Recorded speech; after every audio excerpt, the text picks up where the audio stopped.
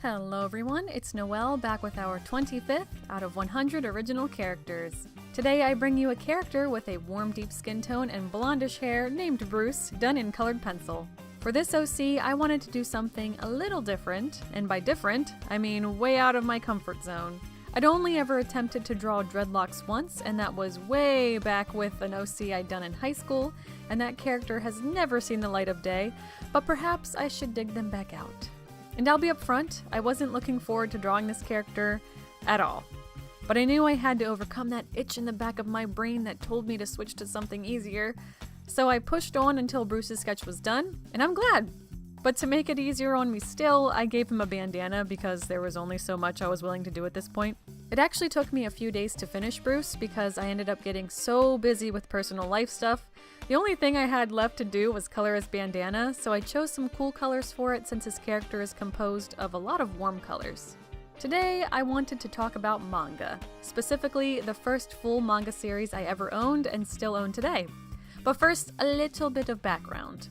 There was an anime magazine here in the States called Anime Insider.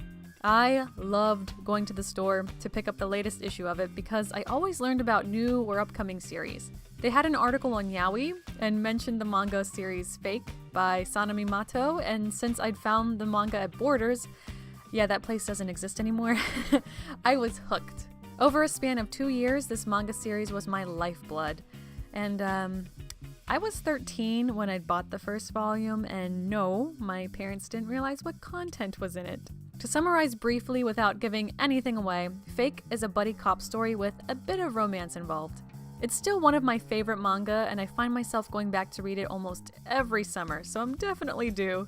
Unfortunately, it was published by Tokyopop, which is now defunct, so it's hard to find copies to read. And I've since looked into the artist, as I mentioned, Sanami Mato, and they are still making comics, but wow, their art style has changed quite drastically. I really liked the rough and square angles that their characters had in their older work, and now everything looks a lot softer and one-piecier. And I just did a Google search, and it looks like there's a part 2 or something to the Fake series, so I may have to look into that. Watch out world, Bruce has arrived! Thank you so much for watching. If you liked this video, please give it a thumbs up. And if you want to see more art-related content, I would totally appreciate if you would subscribe. And remember to draw what you love and love what you draw.